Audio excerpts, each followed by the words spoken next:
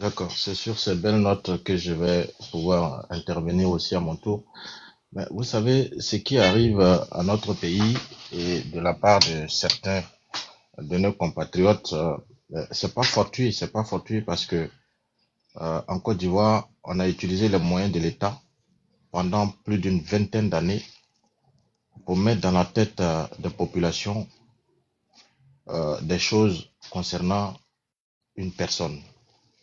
On a pris 20 ans pour dire à la population ivoirienne que le président de la République, son Excellence Alassane Ouattara, était tout sauf, je dirais même un être humain, était tout sauf celui qui serait même capable d'éprouver la moindre pitié pour son compatriote.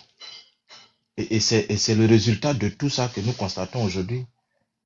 Vous voyez, même ce qui est fait dans l'intérêt même de cette population-là. On a entendu des gens dire ici qu'on ne mange pas goudron. Mais c'est même là, pas goudron. Vous Allô? m'entendez? Oui, oui, on vous attend maintenant. D'accord. Tout ce qui est fait dans ce pays-là, même pour l'intérêt de ceux mêmes qui critiquent là, ils vont jamais reconnaître. Et c'est comme ça parce qu'on leur a mis ça dans la tête pendant plus de 20 ans. Et ça continue. Ça continue. Pas plus tard qu'en 2020, on a des premiers responsables. Un ex-président de la République a fait une manifestation au stade Félix Houboigny pour dire que les Ivoiriens vont se mettre ensemble pour chasser les non-Ivoiriens qui sont à la tête de ce pays. On a tout entendu, on a tout vu. Et donc, on a entendu des gens et non des moindres dire que quoi que le président Alassane fasse, quoi qu'il fasse, mais ils vont jamais, jamais, jamais reconnaître quoi que ce soit de lui. Donc, ils sont dans une suite logique.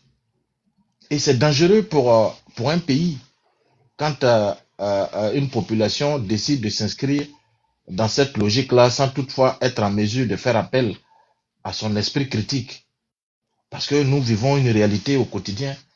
Il y a eu la Côte d'Ivoire de 1960, il y a eu la Côte d'Ivoire de 90, il y a eu la Côte d'Ivoire de 2000, et il y a la Côte d'Ivoire aujourd'hui de 2010 jusqu'en 2025 aujourd'hui. Est-ce que des personnes qui ont eu, je dirais, la chance, la longévité de traverser toutes ces époques-là, ne peuvent pas faire appel à leur esprit critique pour se dire, attention, attention, aujourd'hui, il y a quand même des choses qui sont faites dans l'intérêt de la population. Et surtout quand des responsables montent au créneau, des experts dans le domaine, on n'a pas pris des cultivateurs pour venir vérifier le bateau, pour venir vérifier le produit. Ce sont des experts dans le domaine, des gens qui ont fait des études dans le domaine, qui se sont dit, attention, il y a une propagande qui est en train de voir le jour, il est de notre devoir de rassurer la population. Et on a donné toutes les explications, on a donné les éléments de preuve, on a tout expliqué. C'est pas la première fois que ce produit-là arrive dans notre pays, etc., etc., etc. Mais les gens trouvent toujours quelque chose à redire. Mais ça pose un problème. Et le problème, c'est simple, hein. C'est juste parce que c'est le président Alassane qui est là. Et quoi qu'il fasse, comme on a mis dans la tête des gens qu'il n'est pas ivoirien, il est là pour les intérêts des pays occidentaux. Il est prêt à tuer les Ivoiriens, etc., etc. Et il y a des gens qui ont pris ça comme argent comptant. Donc, même si le président se promène dans chaque famille en Côte d'Ivoire, qui distribue des billets de banque, ils vont finir de prendre et puis dès qu'il va donner d'eau, ils vont trouver à redire. Ils vont trouver à redire parce que ils ont décidé de s'inscrire dans cette logique-là. Donc, ce ne seront pas les éléments de preuve qu'on va apporter. Et, limite, ils ne regardent même pas. Ça ne les intéresse pas, les éléments de preuve. Pourtant, je pense que quand on émet des inquiétudes par rapport à une situation, c'est parce que on veut des éléments pour nous conforter, pour nous dire que effectivement, ce à quoi on pense, ce n'est pas ça. Mais c'est ce qui a été fait. Bon, c'est bon, t'as C'est ce fini? qui a été fait. Il y a des gens qui se réjouissent en Côte d'Ivoire. Quand il y a des problèmes en Côte d'Ivoire, il y a des gens qui se réjouissent de ça. Ils brandissent ça sur les réseaux sociaux. Ils sont contents. Pourquoi? Parce que c'est le président Alassane qui est là et que ceci arrive à leur pays. Eux, peu importe, ils s'en foutent. Ils sont contents parce que il faut ternir l'image de ce monsieur-là. Il faut faire croire à l'opinion nationale et internationale que ce monsieur, il est contre les intérêts des Ivoiriens, il n'aime pas les Ivoiriens, il est en train de détruire la Côte d'Ivoire, etc., etc. On voit ça au quotidien. Les gens, il y a des Ivoiriens aujourd'hui qui se réveillent le matin, ils se promènent partout pour chercher des choses, pour venir brandir, rien que pour faire croire aux gens qu'en Côte d'Ivoire, personne ne vit, les gens ne mangent pas, il n'y a pas de sécurité, il n'y a pas de liberté d'expression. On a tout entendu et chaque jour que Dieu fait, on entend ça. Et même des informations qui ne sont pas fondées. On prend ça, on met sur des réseaux, on brandit, on active et puis on crée la psychose dans la tête des gens. Et puis ces gens-là, ils pensent que c'est comme ça qu'ils existent. Ils pensent que c'est la façon à eux de convaincre un peuple. Mais non. Mais non. C'est pour cela que moi j'ai toujours dit sur ce panel-là, il faut que chacun d'entre nous, il y a quelque chose de très important dans la vie d'un être humain.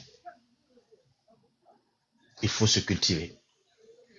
Il faut se cultiver dans tous les domaines. Il faut accepter d'aller chercher l'information.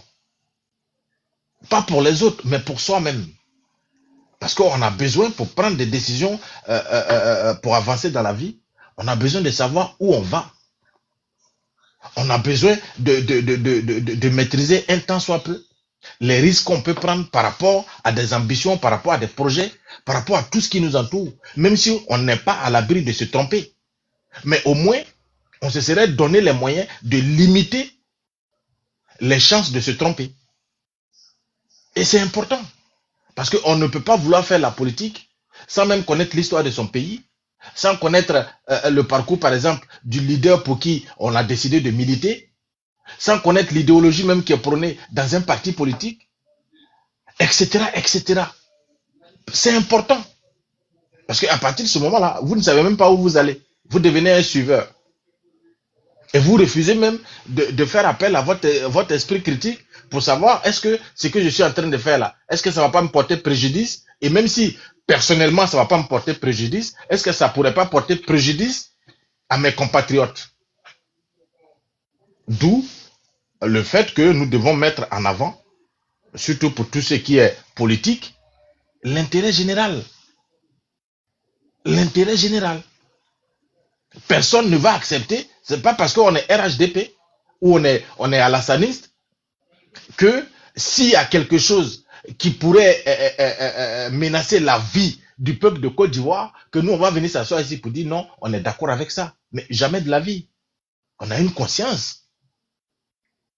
Mais c'est parce que aujourd'hui, ce monsieur, il nous a démontré par A plus B sa capacité à répondre à nos attentes. Tout n'est pas parfait, encore une fois de plus. Et aucun leader politique de tous ceux qu'on soutient, opposition ou au pouvoir, aucun ne pourra répondre à 100% aux attentes des Ivoiriens.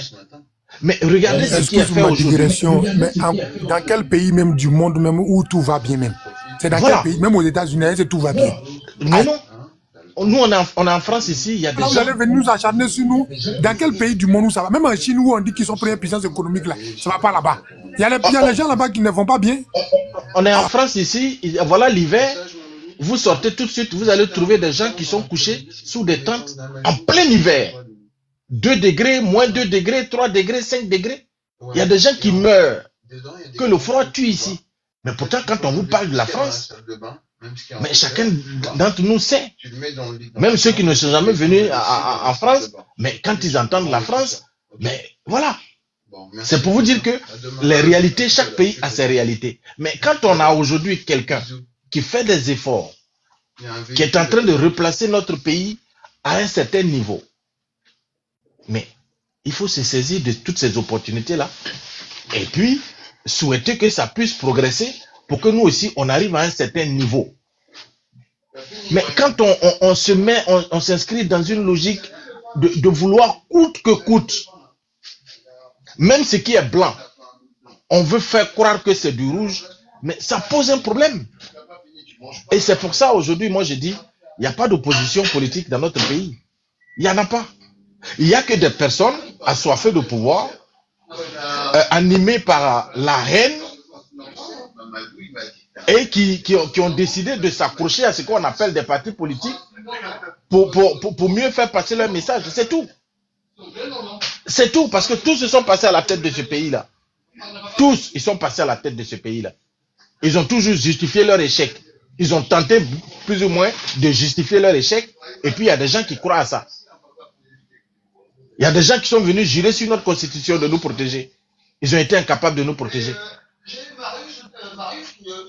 Donc, à un moment donné, il faut vraiment que nous-mêmes, là, on s'asseye et qu'on se pose un certain nombre de questions. Qu'est-ce qu'on veut? Qu'est-ce qu'on veut dans un pays? Comment on développe un pays? Quels sont les éléments de base? Dans la politique sociale, quels sont les éléments qui composent une politique sociale dans un pays? Quand on dit qu'on est socialiste, ça veut dire quoi? Quand on dit qu'on est libéral, ça veut dire quoi?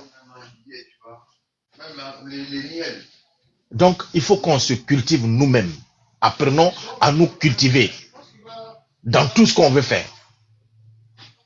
Sinon, c'est peine perdue. Parce qu'on va s'inscrire dans des choses qui, souvent même, vont contre nous-mêmes, nos propres intérêts. On voit des gens ici aujourd'hui, que des Ivoiriens, des intellectuels, non des moindres, des gens qui ont fait de grandes études et qui aujourd'hui ont décidé de mettre la vie de 30 millions d'habitants à côté pour se battre pour l'inscription d'un individu sur une liste électorale. On est prêt à brûler 30 millions d'habitants si jamais un seul individu n'est pas inscrit sur une liste électorale. Mais allons-y comprendre. En France, François Fillon, il était à 1 mois d'être à l'Élysée. À 1 mois. Mais pour des costumes qu'on lui a offerts, des costumes que quelqu'un a décidé de lui offrir, le monsieur il a été condamné ici.